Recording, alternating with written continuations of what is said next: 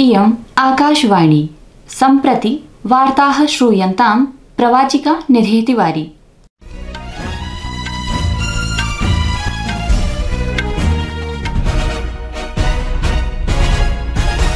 आदौ मुख्यवार्ताः। प्रधानमंत्री निर्धन कल्याण अन्न योजना अग्रिमेभ्यः 5 वर्षेभ्यः संवर्धयिष्यते इति प्रधानमंत्री नरेंद्र मोदी उद्घोषितवान्। नेपाले आगतात् भूकम्पात् मृतकानां संख्या 40% जाता। प्रधानमन्त्रिणा श्री नरेंद्र मोदिना स्वीय दुःखम् अभिव्यक्तम् उक्तं च यत् संवेदनावधौ एतस्यां भारतं नेपालदेशीय जनैः सह उपस्थितं वर्तते। काठमाण्डु नगरे भारतीय दूतावासेन भारतीय जनान् सहायतार्थम् आपातकालिकी दूरभाष संख्या अपि प्रसारिता।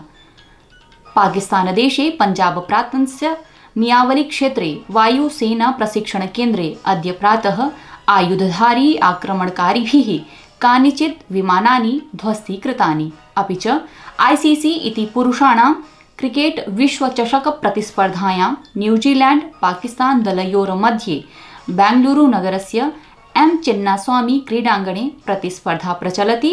तत्रैव द्वितीया प्रतिस्पर्धा अहमदाबादस्य नरेंद्र मोदी क्रीडाङ्गणे इंग्लैंड ऑस्ट्रेलिया देशयोर्मध्ये प्रचलति। अथ वार्ताः विस्तरेण। प्रधानमंत्री निर्धन कल्याण अन्न योजना अग्रिमेभ्यः 5 वर्षेभ्यः संवर्धिता इति प्रधानमंत्री नरेंद्र मोदी उद्घोषितवान्। अस्याः योजनायाः अन्तर्गतम् अशेषे देशे 80 कोटि निर्धन जनेभ्यः प्रतिमासं 5 किलोग्राममितं खाद्यान्नं निःशुल्करूपेण प्रदास्यते। ध्यातव्यं वर्तते यत् इयं योजना अस्य वर्षस्य दिसम्बर मासे समाप्ता भविष्यति, येन हि प्रधानमन्त्रिणा निर्णयो अयं निर्णीतः। प्रधानमन्त्रिणा निगदितं यत् प्रशासनस्य ध्येयं निर्धनानां कल्याणं विद्यते। छत्तीसगढ़े प्रवर्तन निदेशालयेन विहितं कार्याचरणम् उल्लेखयन् असौ समुदीरितवान् यत् छत्तीसगढ़स्य प्रशासनेन स्पष्टीकरणीयं यत् महादेव ऐप इति तन्त्रांशस्य प्रकरणस्य आरोपिभिः सह तेषां सम्बन्धः कीदृशो वर्तते। नेपाले आगतात् भूकम्पात् मृतकानां संख्या 40% जाता। ह्यः रात्रौ नेपालदेशस्य उत्तरपश्चिमीय भागे 6.4 मितात् रिएक्टर स्केल मितात् आगतात् भूकम्पात् 55% जनाः व्रणिताः जाताः। भूकम्पः तदा आगतः यदा सर्वे जनाः निद्रायाम् आसन्। नेपालदेशीयस्य दूरदर्शनानुसारि जाजरकोट रकूम जनपदौ भूकम्पात् एतस्मात् अत्यधिक प्रभावितौ जातौ। अधिकारिभिः कथितं यत् मृतकेषु जाजरकोटस्य नलगढ़ पालिकायाः उपमहापौरः सरिता सिंहः अपि समाविष्टो वर्तते। राष्ट्रीय भूकंप निरीक्षण अनुसंधान केन्द्रेण प्रख्यापितं यत् ह्यः दुरापन्नस्य भूकम्पस्य अनन्तरं 49% वारं कम्पनम् अनुभूतम्। अत्रान्तरे प्रधानमन्त्रिणा पुष्पकमलदहल प्रचण्डेन प्रभावितानां क्षेत्राणां निरीक्षणं कृतम्। तत्रैव साहाय्योद्धार कार्याणि प्रचलन्ति। काठमाण्डु नगरे भारतीय दूतावासेन सहायतार्थम् आपातकालिकी दूरभाष संख्या 007975313807 इति प्रसारिता। प्रधानमन्त्रिणा नरेंद्र मोदिना नेपालदेशे भूकम्पहानौ स्वीय दुःखम् अभिव्यक्तम्। एकस्मिन् सन्देशपटले असौ कथितवान् यत् संवेदनावधौ एतस्यां भारतं नेपालदेशीय जनैः सह उपस्थितं वर्तते। यथासम्भव प्रयासाय अपि तत्परं वर्तते। अस्माकं संवेदनाः प्रभावितेभ्यः जनेभ्यः सर्वदा सन्ति। प्रियाः श्रोतारः, संस्कृतवार्तायाः संस्करणम् इदानीम् आकाशवाणीतः प्रसार्यते। सममेव कार्यक्रमोऽयम् आकाशवाण्याः अन्तर्जालपटले www.newsonair.gov.in इत्यत्र अथ च न्यूज़ ऑन AIR इति चलदूरभाषीय तन्त्रांशे अपि उपलब्धो भविष्यति।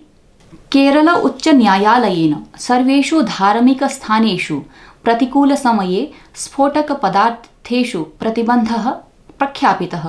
एकस्मिन् आदेशे न्यायमूर्तिना अमित रावलेन अधिकारिणः निर्दिष्टः यत् तैः अवैधरूपेण संग्रहिताः स्फोटकपदार्थाः अन्वेष्टितव्याः। न्यायालयेन कथितं यत् भगवत्प्रसन्नतायै केषुचिदपि शास्त्रेषु स्फोटकपदार्थानां प्रयोगः अस्वीकरणीयो विद्यते। राष्ट्रियराजधान्यां दिल्ल्यां वायुगुणवत्ता गभीरस्तरम् अधिगच्छति।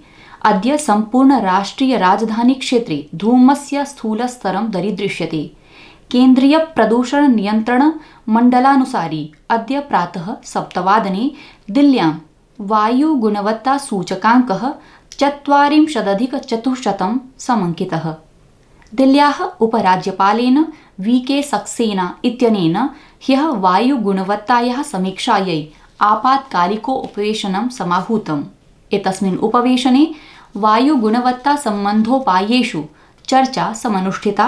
सहैव सामान्यनागरिकेभ्यः सर्वे उपायाः सम्मिलिताः आसन्। वायुप्रदूषणं न्यूनीकर्तुं सर्वे उपायाः अपि पुनरावर्तिताः तेन।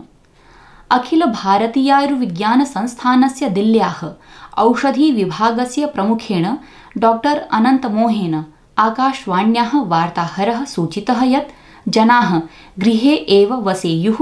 वरिष्ठनागरिकाः, बालाः, हृदयसम्बन्धरोगिणश्च विशेषरूपेण स्वीयोपचारं कुर्वन्तु इति। केन्द्रीयगृहसहकारिता मन्त्रिणा भाजपेति दलस्य वरिष्ठनेत्रणा अमित शाहेन अद्य मध्यप्रदेशस्य शिवपुरी जनपदस्य करैरा क्षेत्रे एका जनसभा सम्बोधिता। अनुच्छेदं 70+300 महिला आरक्षण विधेयकं चावलम्ब्य असौ प्रावोचत् यत् प्रधानमन्त्रिणः नरेन्द्रमोदिनः प्रशासनं निर्णयनिर्माणस्य प्रशासनम् अस्ति। अत्रावसरे केन्द्रीयमन्त्री ज्योतिरादित्य सिन्धिया अपि उपवेशनमिदं सम्बोधितवान्। वरिष्ठः नेता राजनाथसिंहः राज्यस्यास्य भिण्ड जनपदस्य गोहद क्षेत्रे जनसभां सम्बोधितवान्। पाकिस्तानदेशे पंजाब प्रान्ते वायुसेनाप्रशिक्षणकेन्द्रे अद्य प्रातः आयुधधारी आक्रमणकारिभिः 3 विमानानि ध्वस्तीकृतानि।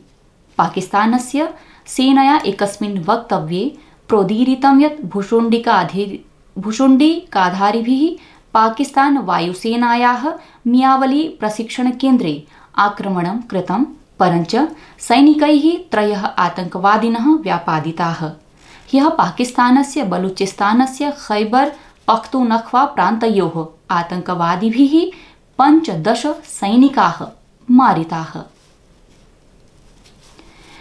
गोवायां 37तमायां राष्ट्रियक्रीडायां महाराष्ट्रं 63 सुवर्णपदकैः सह सातत्येन 69,100 पदकानि विजितवत्।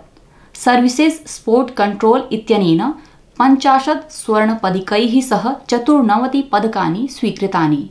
एतेन सहैव महाराष्ट्रं शीर्षस्थानं भजते। ICC इति पुरुषाणां क्रिकेट विश्वचषक प्रतिस्पर्धायां न्यूजीलैंड पाकिस्तान दलयोर्मध्ये बेंगलुरु नगरस्य M चिन्नास्वामी क्रीडाङ्गणे सम्प्रति प्रतिस्पर्धा प्रचलति। पाकिस्तानेन पदकं विजित्य कन्दुकक्षेपणं स्वीकृतं। तत्रैव द्वितीया प्रतिस्पर्धा अहमदाबादस्य नरेन्द्रमोदी क्रीडाङ्गणे इंग्लैंड ऑस्ट्रेलिया देशयोर्मध्ये भवति। इंग्लैंड दलेन पदकं विजित्य कन्दुकक्षेपणं स्वीकृतम्।